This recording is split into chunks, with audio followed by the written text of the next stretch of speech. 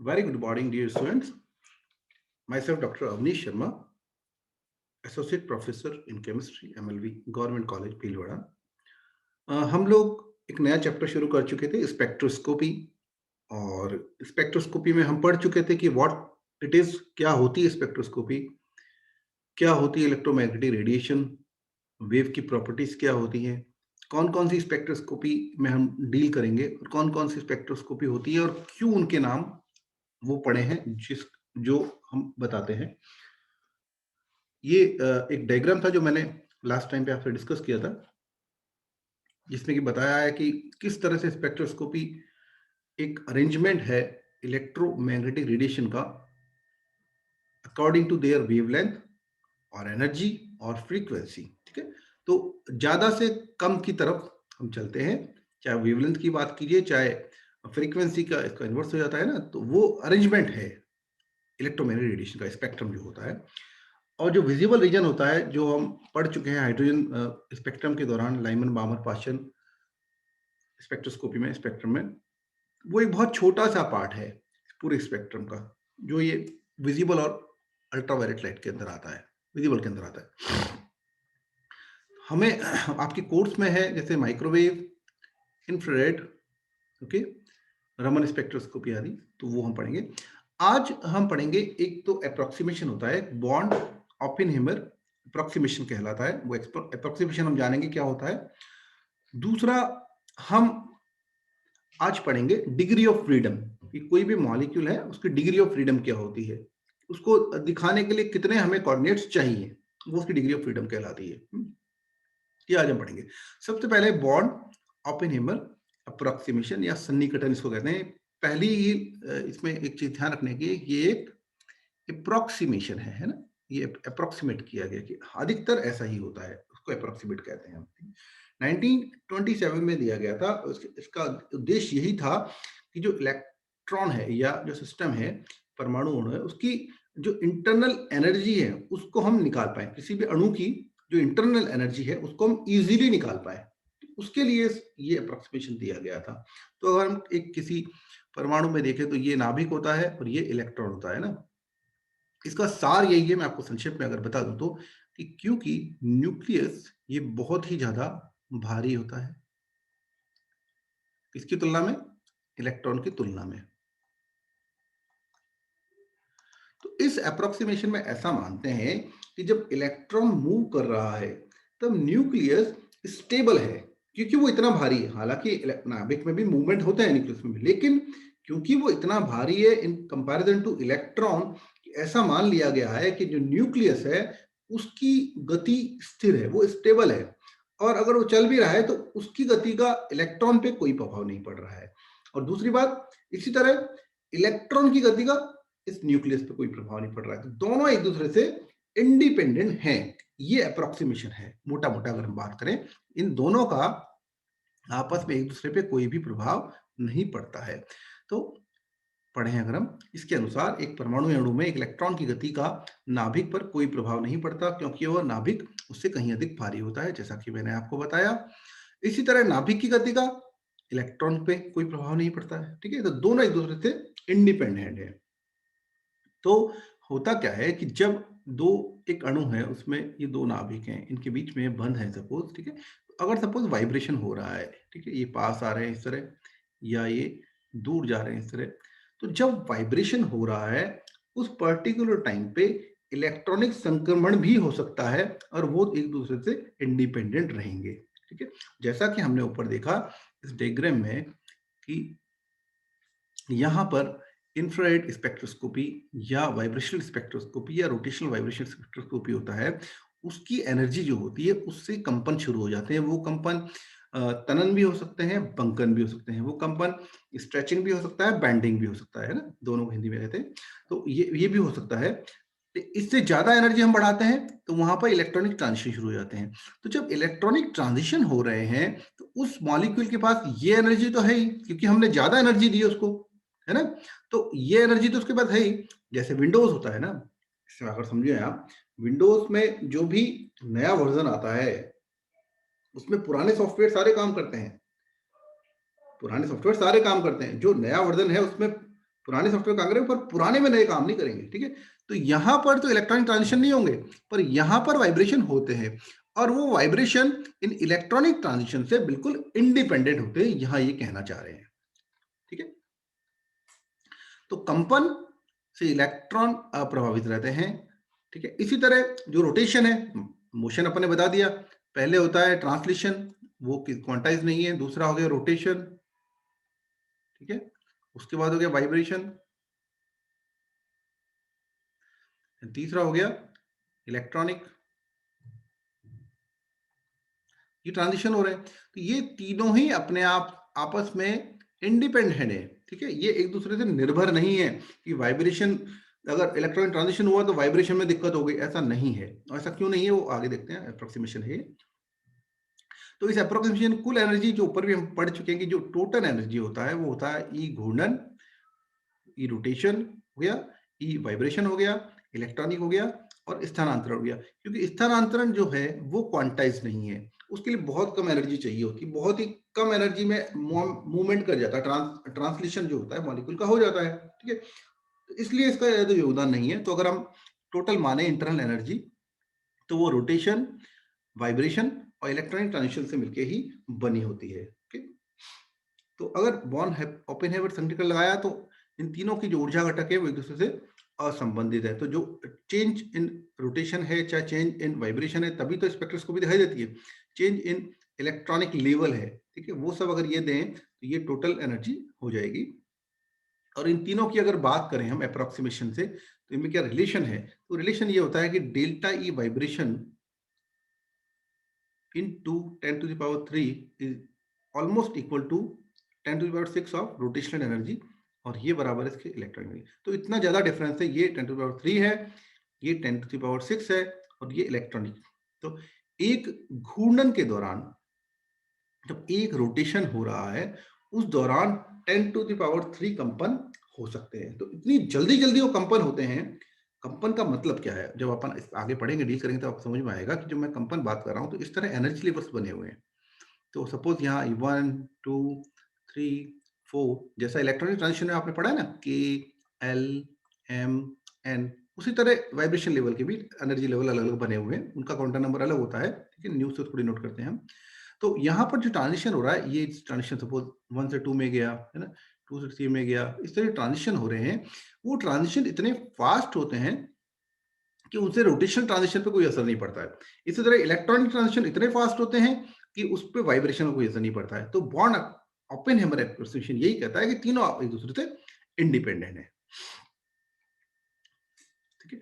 वो ये कह रहा है कि नाभिक क्योंकि गतिहीन मान लिया है, तो घूर्णन के समय बंध लंबाई में कोई परिवर्तन नहीं होता है। बट ये अप्रोक्सीमेशन है और ये सही नहीं है, क्योंकि हम जब रोटेशनल स्पेक्ट्रोस्कोपी पढ़ते हैं तो एक रिलेशन निकल के आता है, उसमें बी जो होता है rotational constant, that is inversely proportional to 1/r², जो बंध लंबाई है। तो बंध लंबाई के कम होने से ये बढ़ता है, और बंध लंबाई के बढ़ने से ये कम होता है। तो डिपेंड तो करता है, लेकिन ये अप्रोक्सीमेशन है, इसमें ऐसा माना गया है कि वो इंडिपेंडेंट रहते हैं, क्योंकि हमें एक सरल तरीका चाहिए इंटरनल एनर्जी निकालने का। तो ये हो गया आपका बॉर्न ओपेनहाइमर अप्रोक्सीमेशन। अब आते हैं दूसरा टॉपिक, जो है स्वतंत्रता की कोटि। स्वतंत्रता की कोटि, इस पे जनरली क्वेश्चन आ जाता है कि इसके लिए आप डिग्री ऑफ फ्रीडम बनाइए, कोई भी मॉलिक्यूल आपको दे देंगे और उसके लिए डिग्री ऑफ फ्रीडम बताइए। इंग्लिश में से बोलते हैं डिग्री ऑफ फ्रीडम।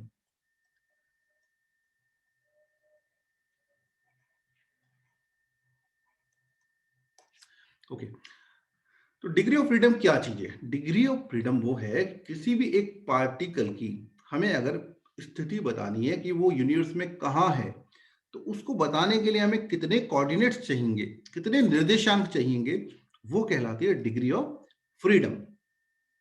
क्लियर?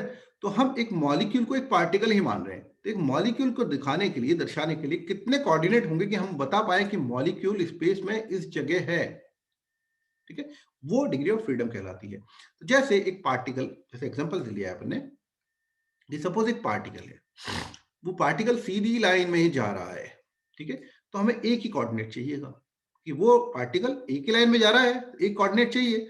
यहाँ x में किस जगह है, यहाँ है वो, यहाँ है वो, यहाँ है, एक x डायरेक्शन y ले लीजिए, कोई भी ले लीजिए, कोई भी एक कोऑर्डिनेट चाहिए x y और z में से, तो इसकी डिग्री ऑफ फ्रीडम हो जाती है 1।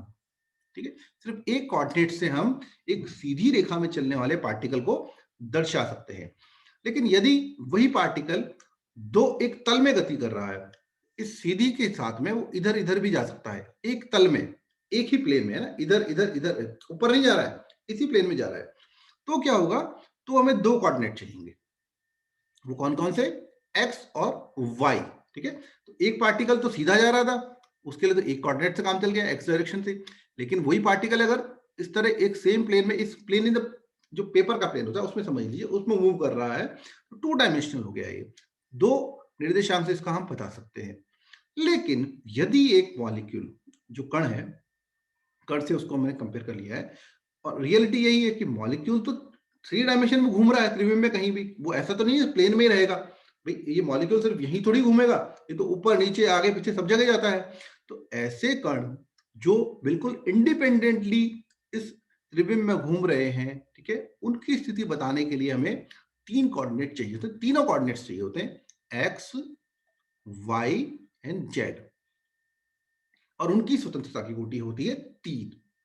ठीक है, ये 3 कोऑर्डिनेट अगर उनको बता दें तो हमें पता चल जाएगा कि मॉलिक्यूल हमारा इस त्रिविम में कहां पर है, स्पेस में किस जगह पे है। ठीक है, तो अब एक परमाणु गैस, अगर एक सिर्फ एक ही परमाणु है तो उसको हमने पार्टिकल मान लिया है, उसमें 3 स्वतंत्रता की कोटि होती है, जैसा हमने ऊपर देख लिया है। पर यदि उस परमाणु में, उस अणु, एक अणु हम अगर बात करें, एक अणु में तो एक से ज्यादा परमाणु होते हैं। ओके, तो क्या होगा कि अगर एक परमाणु था वो तो 3 कोटि हो गया, लेकिन अगर इस परमाणु से अणु बना दिया तो 2 परमाणु आ गए। अब क्या होगा, इसकी स्वतंत्रता की कोटि डिपेंड करेगी दूसरे परमाणु पे भी। ठीक है, तो प्रत्येक परमाणु की स्वतंत्रता की कोटि इंडिविजुअली अगर हम देखें तो हमने देखा क्या है, n तो परमाणु की संख्या अगर होगी, 3 टोटल डिग्री ऑफ फ्रीडम हो गया। एक परमाणु गैस, 3 स्वतंत्रता की कोटि है, ठीक है, ये 3 लिख दिया। 2 परमाणु है इसमें, तो कितना हो गया, 3 × 2 = 6 इसकी स्वतंत्रता की कोटि हो गई। ठीक है, अभी यह खत्म नहीं हुआ है, क्योंकि आगे हम, और इसमें थोड़ा टीडियस बनेगा कि कैसे हम निकालते हैं डिग्री ऑफ फ्रीडम, ये एक्चुअल नहीं है। तो यहां समझ लीजिए कि n नंबर अगर एटम है किसी भी मॉलिक्यूल में, तो उसकी कुल स्वतंत्रता की कोटि होती है 3n। अब 3n में से कौन कौन सी होती है वो देखते हैं पर, है ना, टोटल तो 3n ही होगा, ये तो सही है। अब इस 3n कोटि के अंदर तीन तरह की हमारे पास गतियां हैं। ठीक है, कौन कौन सी, एक है कंपन या वाइब्रेशन, एक है घूर्णन, और एक है हमारे पास स्थानांतरण। इसको हम कहते हैं ट्रांसलेशन, एक मॉलिक्यूल का इधर से उधर जाना। ठीक है, तो सबसे पहले देखते हैं स्थानांतरण की स्वतंत्रता की कोटि क्या होती है। तो जो ट्रांसलेशन है उसकी स्वतंत्रता की कोटि की अगर बात करें, तो एक अणु में परमाणु जो है वो इंडिपेंडेंट तो नहीं है, अब तो वो अणु बन चुके हैं। ठीक है, और एक अणु पूरा ही मूव करेगा इधर से उधर, है ना। तो एक अणु जो बन चुका है उसकी डिग्री ऑफ फ्रीडम वैसी होगी जैसे कि एक पार्टिकल की होती है, क्योंकि हमने पूरे अणु को एक पार्टिकल मान लिया, मैंने पहले भी कहा था।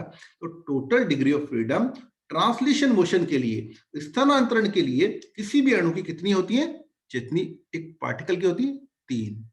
एक्स वाई जेड तीनों ही हमें कोऑर्डिनेट चाहिए। यहां पर हमने एक अणु को एक पार्टिकल मान लिया है।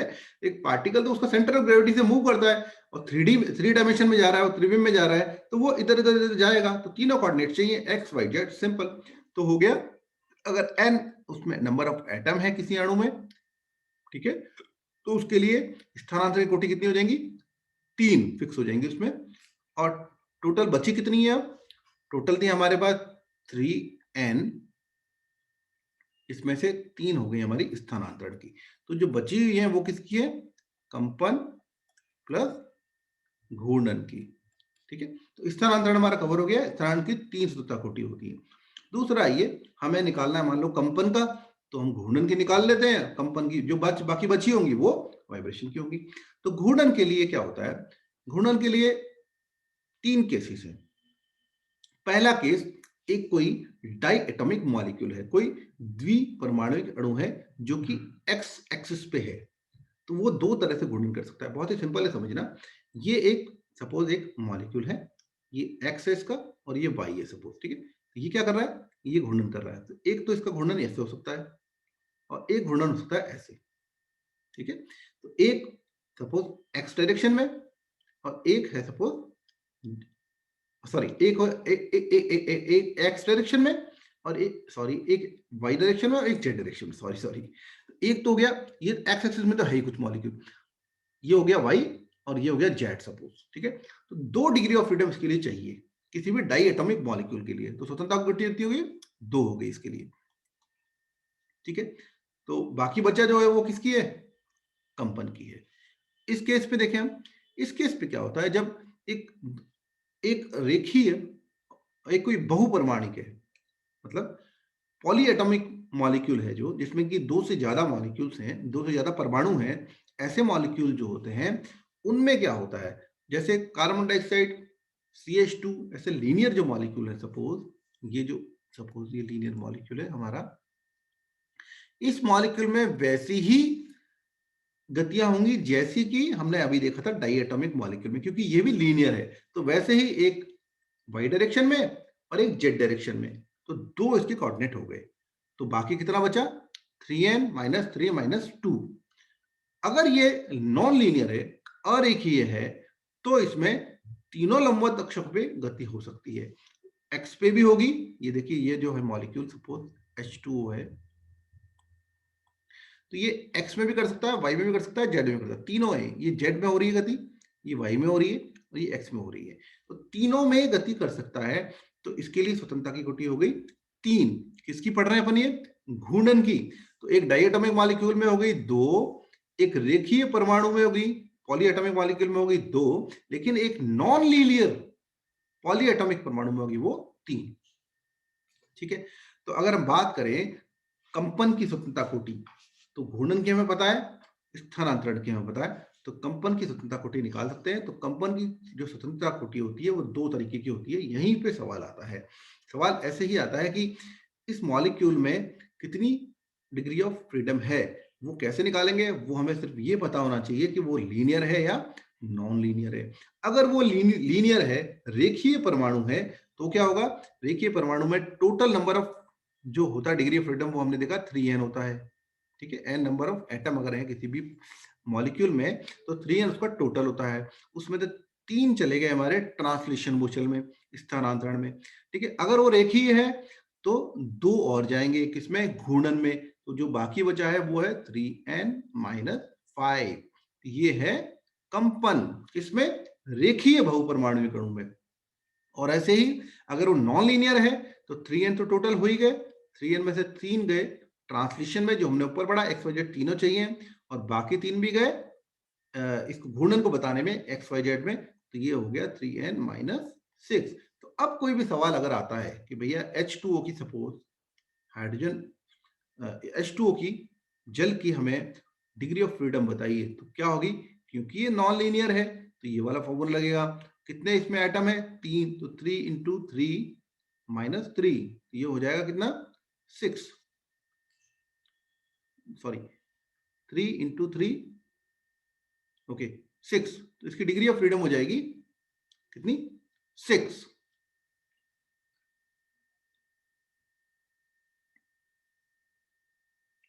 3 इंटू 3 माइनस 3, नहीं 6 है, सॉरी है ना, हाँ नहीं 3 हो जाएगा। हाँ डिग्री ऑफ फ्रीडम हुई 3, यही मैं कंफ्यूज हो रहा था। हाँ तो 3 डिग्री ऑफ फ्रीडम इसकी 3। तो हाइड्रोजन जो पानी है जल के मॉलिक्यूल में, डिग्री ऑफ फ्रीडम हुई 3। अगर पूछे हम कार्बन डाइऑक्साइड कितनी है, तो कार्बन डाइऑक्साइड में भी 3 ही परमाणु है। तो यहाँ क्या फॉर्मूला आएगा, 3n minus 2, that is equal to 3 into 3 minus 2, that is sorry 5, मैं इसको क्या बोल रहा हूँ, 3n माइनस 5 है ना, ये 5 है। तो 3 9 माइनस 5 दैट इज 4। तो इसकी डिग्री ऑफ फ्रीडम होगी 4। इस तरह बताया जाता है। एग्जाम्पल जैसे बेंजीन में अगर ये पूछा है, तो बेंजीन C6H6 है, ठीक है, और ये नॉन लीनियर है। तो नॉन लीनियर में होता है 3n माइनस, सबसे पहले फॉर्मूला ये तो कंफ्यूजन हो रहा है, 3n माइनस 6, ठीक है। और क्योंकि 12 इसमें एटम है total, So 3 into 12 minus 6 that is equal to 30. इसकी डिग्री ऑफ फ्रीडम होगी 30. इस तरह निकाला जाता है. तो आज हमने पढ़ा Born Oppenheimer approximation and degree of freedom. ये actually starting of the spectroscopy है. ये चीजें जानना हमारे लिए थोड़ा जरूरी है. अब नेक्स्ट अपन बिल्कुल जो रियल स्पेक्ट्रोस्कोपी है, रोटेशनल स्पेक्ट्रोस्कोपी, उसको पढ़ेंगे, उसके डेरिवेशंस देखेंगे, उसकी एप्लीकेशन पार्ट देखेंगे. Thank you. Thanks for watching me. Thank you.